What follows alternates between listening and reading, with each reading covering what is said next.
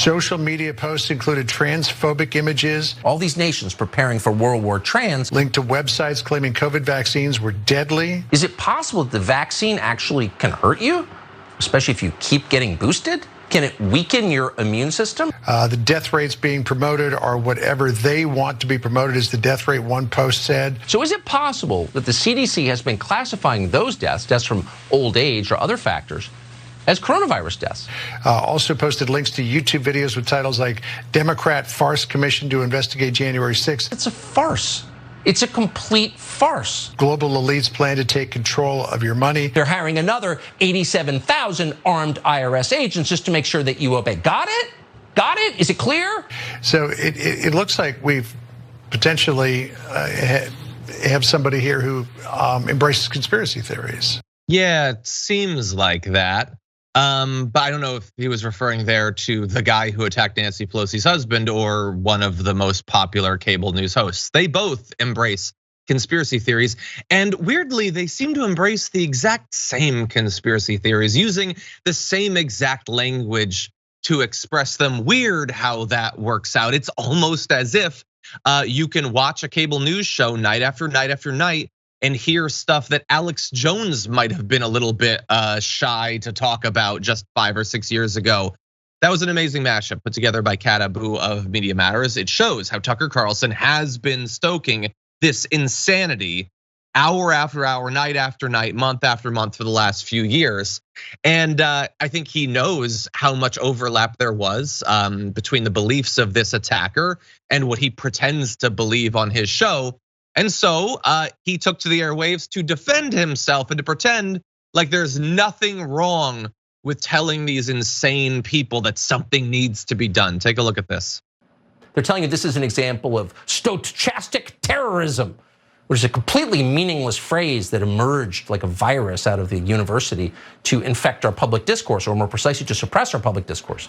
Reuters has reported that, we're quoting, terrorism and extremism experts believe it could be an example of the growing threat of so-called stochastic terrorism, in which sometimes unstable individuals are inspired to violence by hate speech. Okay, what is hate speech, by the way? All of a sudden, everyone in the media has, sort of without explaining why, agreed that there's this thing called hate speech that's real and probably actionable. They can find $1 billion judgment against you if you commit hate speech. But just to remind everyone watching, there's no such thing as hate speech. Hate speech is speech people hate, usually the people in power. The truth is, all speech, except speech that encourages people to imminent illegal action, like go shoot that guy. Short of that, there's no hate speech. All of it's allowed under the United States Constitution. Okay, so I know what a lot of you are thinking. Does he really not know how to pronounce stochastic terrorism? Now, I can't rule out the possibility that he doesn't know. He's not nearly as smart as most people seem to think he is for some reason. But it's also just as likely that, like with the names of people of color, he pretends to not know how to say them because that's what his audience wants. They like the idea that no one would care enough about these people or concepts to actually understand them. I'm sure he's heard the term. He knows that he doesn't care. Now, all of that is framed as him defending free speech, him defending your ability to say that there needs to be violence or whatever. It's not. It's about him. He is now being pressured. He is being targeted for encouraging stochastic terrorism. He knows that, which is why this entire thing is saying, no, it's all totally legal. It's all totally cool. Nothing can be done about it unless I literally say, hey, you, Joe, watching this, go kill Mary. I can't suffer any consequences. And honestly, he's probably right. We allow virtually everything to go by without consequences so long as you are rich and powerful. Tucker Carlson is both of those things. And so he's not gonna learn anything from this. He's not gonna modify his behavior. He's probably gonna get a raise from Fox. And he's gonna go right back to encouraging this exact same type of violence. Maz, what do you think? You're right, and I get into debates a lot of times with my conservative friends who say, "Oh, the Democrats are going to make America communist and socialist and all of the other stuff." And I tell them, listen, at the heart of it, America is a capitalistic society. It will continue to be a capitalistic society.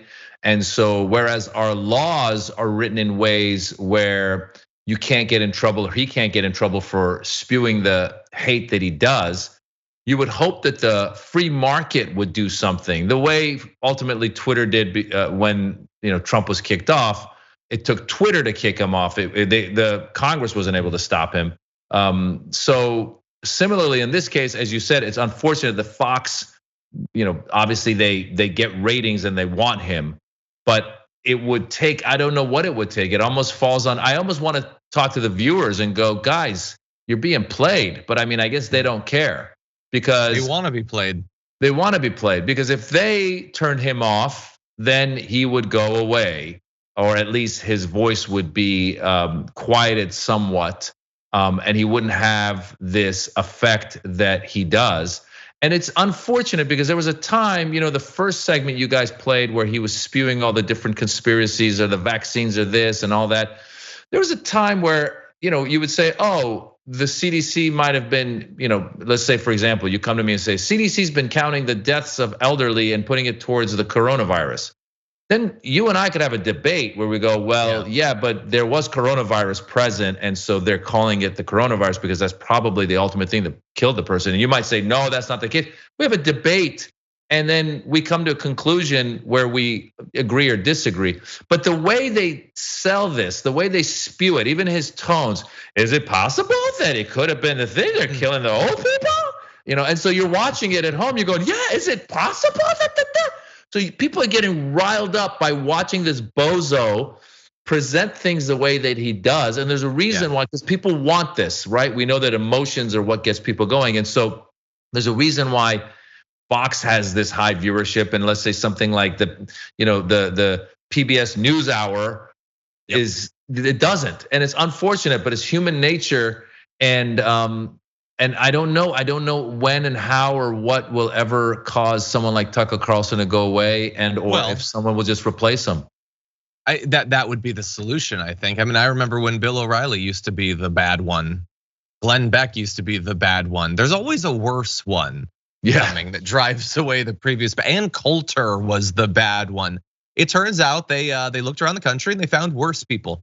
And yeah, you're totally right about his appeal. He tried to be just a regular Republican pundit 15 years ago and he couldn't generate an audience. So instead now he spreads conspiracy theories and white supremacy all under the guise of, I'm saying forbidden things. I'm not allowed to say the things I'm saying. I'm being censored for these things that a millionaire being paid millions to say these things every night to millions of people, but I'm not allowed to say these things. It's all forbidden and very mysterious. Don't you feel like you're getting some sort of insider access, that you're transgressing in some way? They don't want you to say that. You're allowed to, and you can post my videos and stuff while talking about how you've been censored. It's all a massive con. These people get off on pretending that they're victims.